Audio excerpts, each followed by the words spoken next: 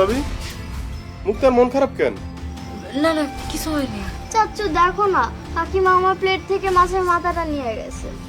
আশা, একটা বাচ্চা মানুষ শখ করে মাছের মাথা খাইতে চাইছে, তুমি সেটা কোন এক কোলে নিয়ে গেলা?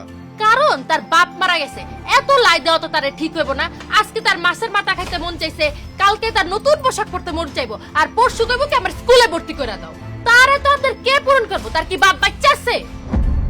তুমি কি সারা জীবন তারে টানবা নাকি? এই জন্য যাতে অল্পতেই সন্তুষ্ট থাকে সেই ব্যবস্থা করতে। আরে তুমি একটা বড় মানুষ, এই তো তোমার স্বাদ আল্লাহদের লাগাম টানতে পারো নাই, তাহলে সে একটা ছোট্ট মানুষ হইয়া কেমনে তার স্বাদ আল্লাহদের লাগাম টানবো? আর বাপ নাই কয়ে তুমি বারবার মুক্তারে খোটা দিবা না, খবরদার। আর জন্ম দিলেই কি শুধু বাপ হয়? বাপ তো সেই মানুষটা যে একটা ছোট্ট মানুষকে খাওয়ায়া পড়ায়া ভরণ পোষণ দিয়া শিক্ষার আলোকে আলোকিত করে একটা মানুষ হিসাবে তৈরি করে। আর মুক্তার বাপ তোমার সামনে খাড়ায় রইছে আশা, এরপরও যদি তুমি একবার ওর বাপ মইরা গেছে বলে ওরে খোড়া দেওয়ার চেষ্টা করো, আমি তোমার সেই দিন এমন অবস্থা করবো, তুমি তোমার বাপের নাম মনে করতে তোমার কষ্ট হইবে আশা। তুমি যদি এই বাড়িতে সুখে শান্তিতে থাকতে চাও, তাইলে আমার মা, আমার ভাবি, আমার ভাস্তিরা আপন মাইনেই তোমার এই বাড়িতে থাকতে হইব। অন্যথায় এর আগে তোমার 3টা স্বামী মারা গেছে না, আমি এবার তোমার আর অত দূর যাইতে দিব না। তার আগেই তোমার লগে আমি কাগজে কলমে সব সম্পর্ক চুকায় হালামু। আয় মা।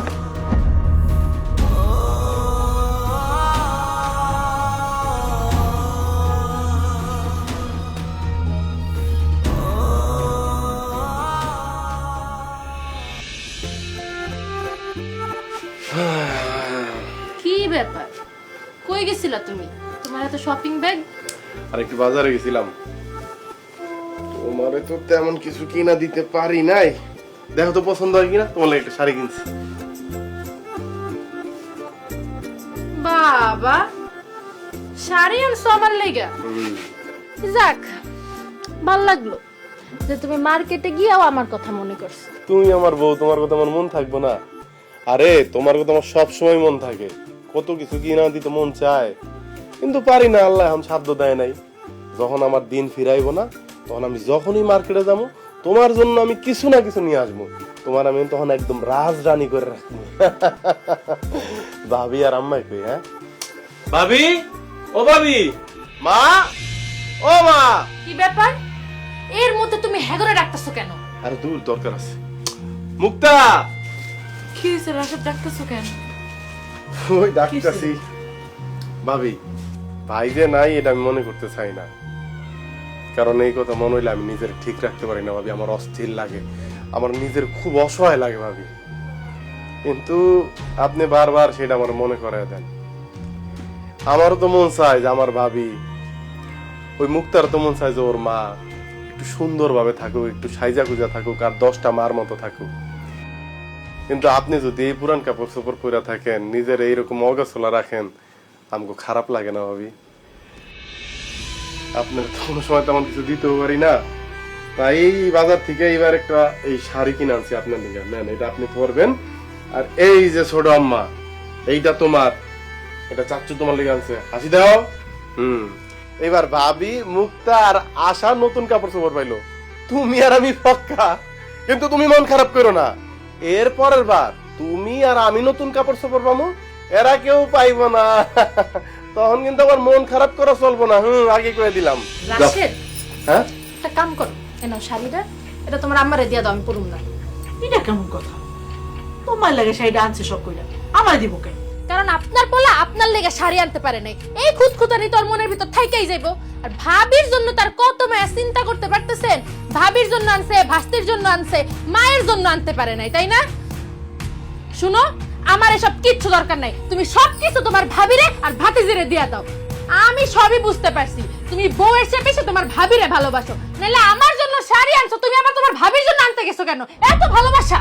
হ্যাঁ, আমি আমার ভাবিরে ভালোবাসি, ঠিক যেমন একটা ছোট ভাই তার বড় বোনকে ভালোবাসে, আমি ঠিক তেমনি আমার ভাবিরে ভালোবাসি। আর আমার ভাই মরে গেছে, ওকে দেওয়ার মতো আর কে আছে এই দুনিয়ায়? কে কম? আমি আমার ভাবির একটা শাড়ি উপহার দিতে পারি না? না পারো না, তুমি আমার স্বামী, তুমি শুধু আমারই দিবা। বৌমা, তোমার পেটে এত হিংসা কেন? রাশেদ তার ভাবির একটা শাড়ি দিছে, তাই কি তার এত ছোট করতেছো? বড় বৌমা, তুমি ওই শাড়ি ফেরত দাও, নাও লাগবো না শাড়ি। রাশেদ, তোমার ভাই যেদিন মারা গেছে সেই দিন থেকে আমার শখ, আহ্লাদ, সাজগোজ করার ইচ্ছা সব মরে গেছে। আমার যা আছে আমি তাতেই খুশি, সেটা দিয়ে আমি বাকিটা জীবন ত্যাগ করতে পারবো। আল্লাহর দোহাই লাগে, আমার জন্য আর আমার মেয়ের জন্য তুমি আর কোনোদিন কিচ্ছু আনবা না। তুমি আমাকে দুইজনের দুই বেলা খাইতে দিছো, এখানে থাকতে দিছো, এই তো মেলা। আমাকে আর কিছু লাগবে না।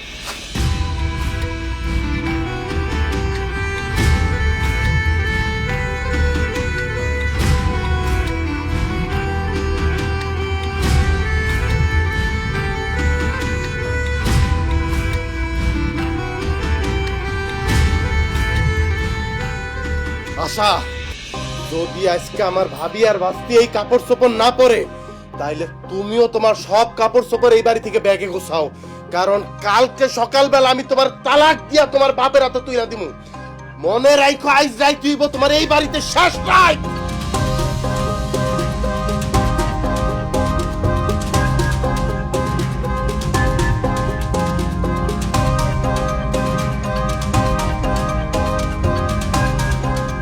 ভাবি, ভাবি আমার ভুল হয়ে গেছে ভাবি, আপনার লোক এমন করাটা আমার একদম উচিত হয় নাই, আমারে মাফ করে দেন ভাবি।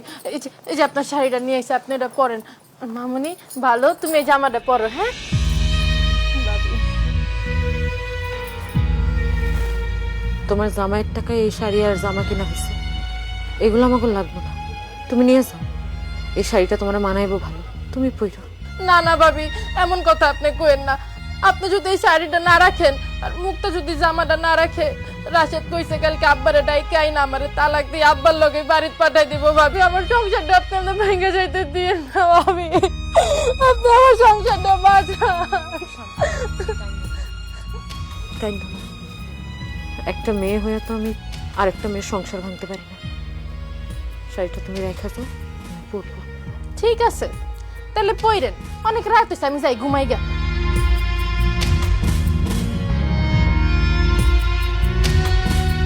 মা দেখো জামাটা কি সুন্দর। ও মা দেখো না জামাটা কি সুন্দর।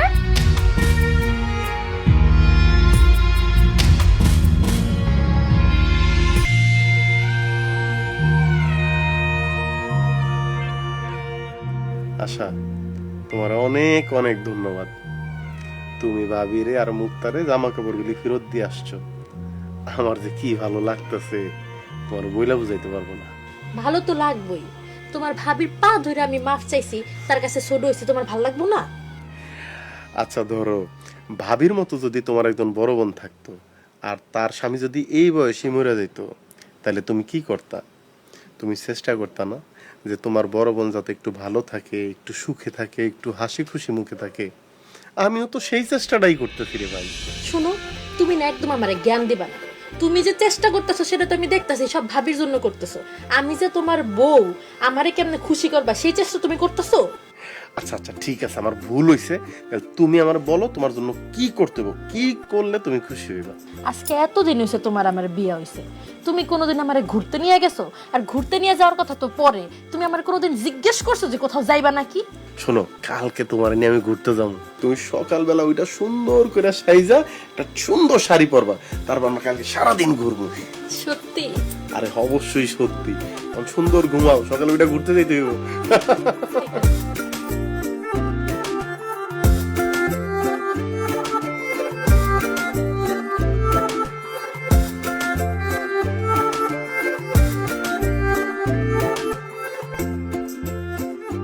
কি হইলো তো? আরে বাহ, তোমার তো একদম পরীর মতো লাগতেছে। হ্যাঁ হইছে, তোমার হইছে, শেষ হইছে? না, আর 5 মিনিট বেশি। হায় রে 5 মিনিট, আরো আধা ঘন্টা আগেও 5 মিনিট, এখনো 5 মিনিট। মাইয়া মানুষের 5 মিনিট যে কয় মিনিট হয় আল্লাহ জানে। আমি আগাইলাম, তুমি আসো। আর যাও, আসতেছি।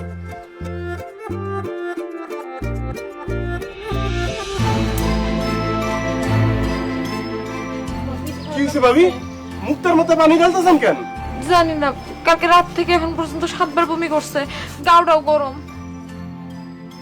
আল্লাহ গো, জ্বরে তো গা পুড়ে যাইতেছে। 7বার বমি করছে, কিন্তু আপনি আমার জানানোর প্রয়োজন বোধ করলেন না ভাবি। তুমি তো ঘুমায় পড়ছিলা, অত রাতে তোমারে ডাকলে আশা আবার কি মনে করে না করে তাই আর ডাকিনি। আর রাখেন আপনার আশা, আমার ভাস্তির গা পুড়ে যাইতাছে আর আপনি আমার জানানোর প্রয়োজন বোধ করেন নাই। মা, ওর তো এখনই ডাক্তার কাছে নিয়ে যাইতে হইব। রাশেদ তাড়াতাড়ি ডাক্তার কাছে নিয়ে যা। না না আম্মা, রাশেদে যাইতে হইব না, মুক্তারে নিয়ে আমি ডাক্তারের কাছে যাইতেছি। রাশেদ আশারে নিয়ে কই জানি বাইর হইব, এখন যদি ও ডাক্তারের কাছে যায় আশা আবার মন খারাপ করবো। আমার ভাস্তি অসুস্থ আর আমি বউ নিয়ে ঘুরতে যাবো, এটা আপনি চিন্তা করলেন কেমনে ভাবি? আর আশা তো এবারই ছেড়ে কোথাও যাইতেছে না, আগে মুক্তা সুস্থ হোক, তারপরে ঘোরার বিষয়টা দেখা যাবে। মা, তুই আমার কাছে আয় মা, তোর ডাক্তার কাছে নিয়ে যাবো।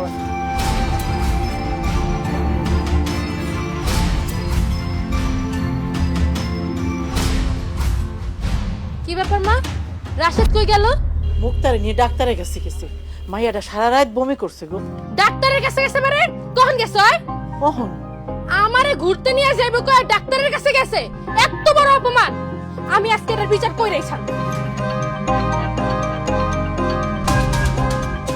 আব্বা, তুমি আজকে এখন এই মুহূর্তে আমার বাসায় আইবা। মা, এখন আগের তো একটু ভালো লাগতেছে না? হ্যাঁ, তুমি সুস্থ হয়ে যাইবা। ডাক্তার কি কইছে শুনছো? বাসায় যায় কিন্তু দৌড়াদৌড়ি ঝাপাঝাপি কোনো কিছু করা যাবে না, একদম বিশ্রাম নিতে হইব। বিকাল বেলা যদি শরীরটা একটু ভালো লাগে তখন আবার খেলাধুলা করতে পারবা। চাচু অনেক খেলনা কিনা দিব। আর ভালো কিছু খাইতে মন চাইলে চাচুরে বলবা, চাচু কিনা না দিব। আর যদি চাচি বকা দেয় মন খারাপ করবা না, চাচি কিন্তু তোমার অনেক ভালোবাসে, কিন্তু একটু রাগ দেখায়, ঠিক আছে? যা লাগবে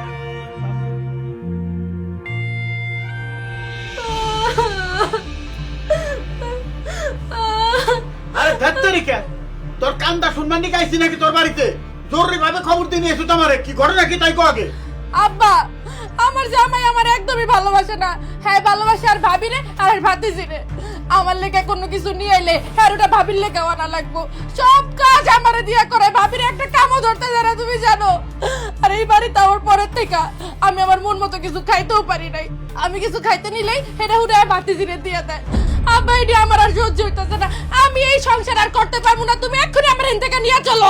জ্ঞান সাহেব, আমার মেয়ে যা করে তা কি সত্যি? অনেকগুলা টাকা দিয়া আপনার ছেলের কাছে আমার মেয়ে বিয়ে দিছি, তারপরেও আপনার ছেলে আমার মেয়ের অপমান অপদস্থ কেন করে? আর কিসের জন্য আমার মেয়ের গুরুত্ব না দিয়ে তার ভাবির গুরুত্ব দেয়? তার ভাবি কি তার জাদু করছে? জাদু করে না বেয়াই সাহেব, মাথাটা ঠান্ডা করে। আপনি তো জানেন আমার বড় পোলাটা মরে গেছে, বেশি দিন হয় না। এখন সংসারের দায় দায়িত্ব রাশেদের উপরে। রাশেদ তার ভাবিরে ভাইজিরে একটু খেয়াল করে। এইটা আপনার মাইয়ের সহ্য হয় না। আপনার মাইয়ের পেট ভরা হিংসা। দেখছো আমার পেটে নাকি হিংসা? উনি তো আমারে দেখতেই পারে না, সবসময় তার বউয়ের সাপোর্ট নিয়ে কথা কয়। এই সাপোর্টের কথা কই বইতো কইব না? এই যে মহিলা দেখতে তো দেখা যায় একটা জাদুকর, তোর স্বামীরে আর তোর শাশুড়িরে জাদু করে রাখছে যাতে তার সাপোর্টে কথা কয়।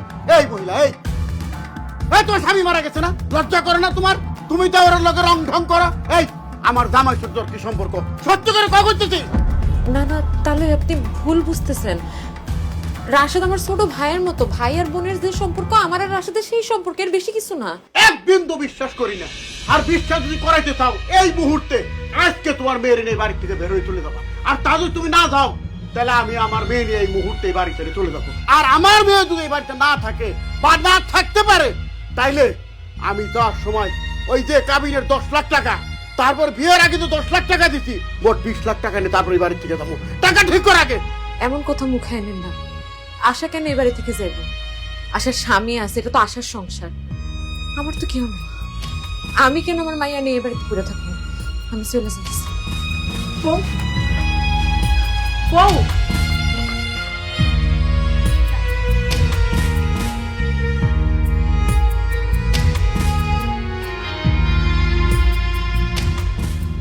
কি ব্যাপার ভাবি, আপনি কই যান? আমার মেরে দাও। আমি আমার মেরে নিয়ে এই বাড়ি থেকে চলে যাবো।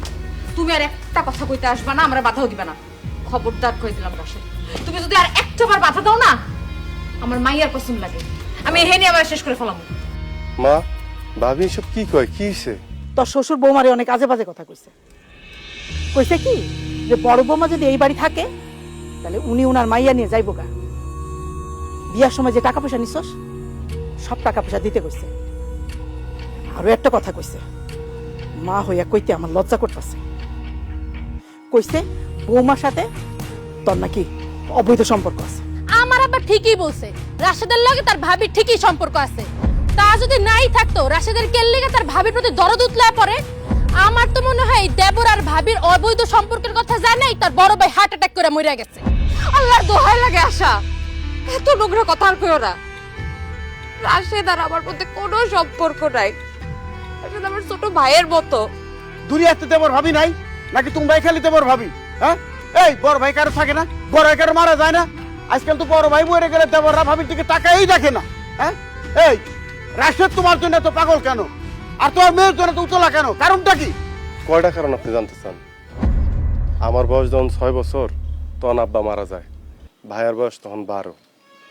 ওই বয়সী ভাইয়া আমার আব্বার অভাব বুঝতে দেয় নাই। ভাইয়া কিন্তু আমার চেয়ে অনেক বেশি মেধাবী ছাত্র ছিল, কিন্তু হতদরিদ্র পরিবারের দুইজন তো একসাথে পড়ালেখা করা যাবে না।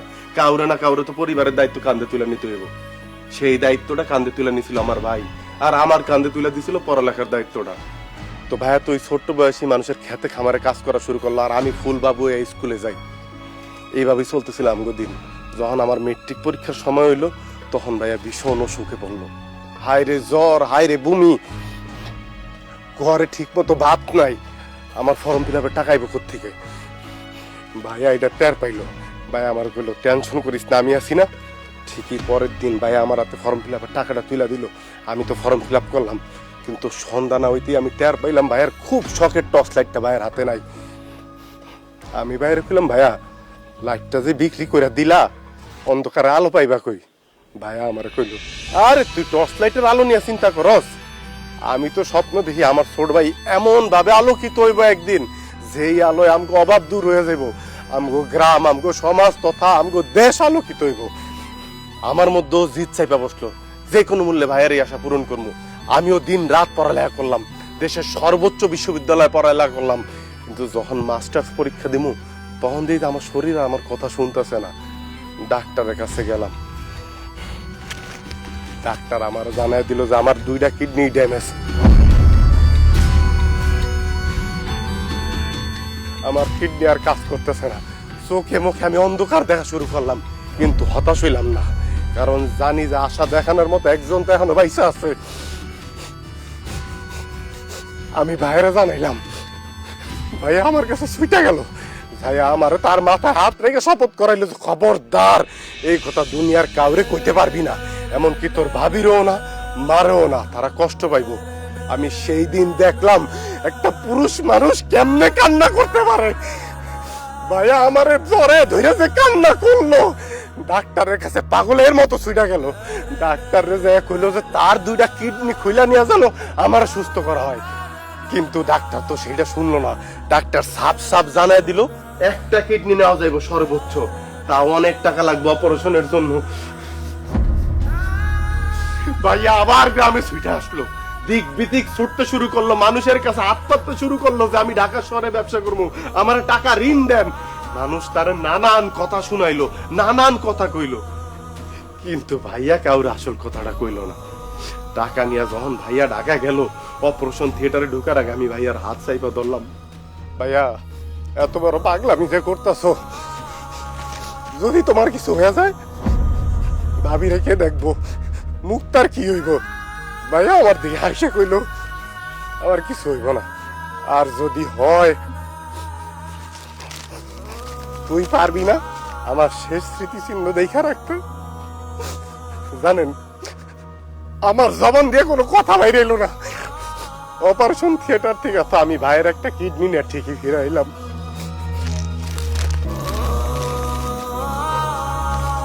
কিন্তু সারা জীবন অমানবিক পরিশ্রম করা, হাড় ভাঙা পরিশ্রম করা, ওই ক্লান্ত শরীর নিয়ে ভাইয়া আর ফিরাইলো না, ফিরাইলো ভাইয়া লাশ। এখন আপনারা কর, ওই ভাবির জন্য, ওই বাস্তির জন্য আমার কি করা উচিত? আমার উচিত না ভাইয়ের কবরের সামনে যায় কোয়া যে ভাইয়া তুমি কবর থেকে উঠে আসো?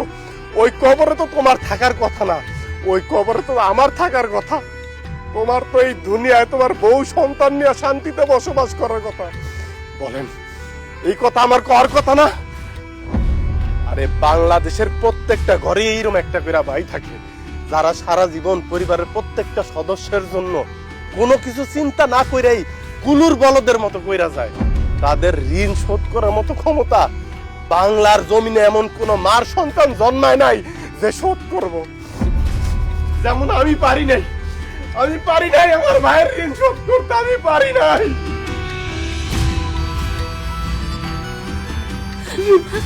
রাশেদ, আমারে তুমি মাফ করে দাও।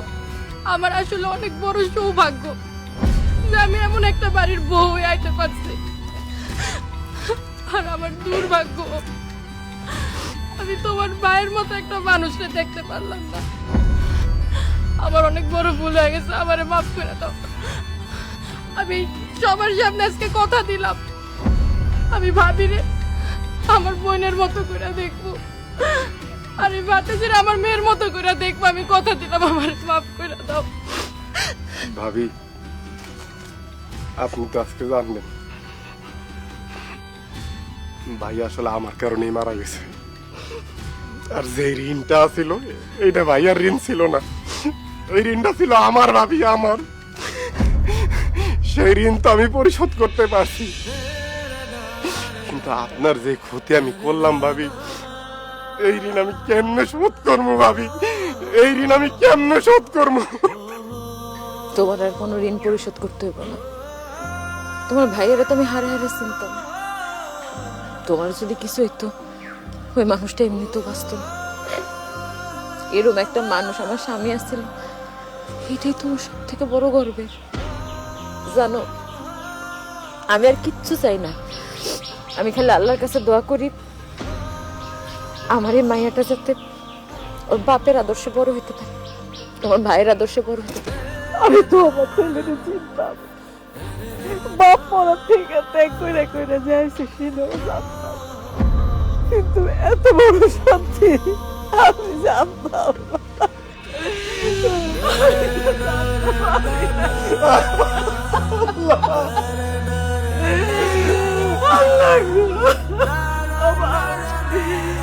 তুই তোর ভাইয়ের লেগে দোয়া কর। এই দুনিয়াতে তো মেলা কষ্ট পাইয়া গেছে, ওই দুনিয়ায় জান্নাত লাভ করে। আর কি করে না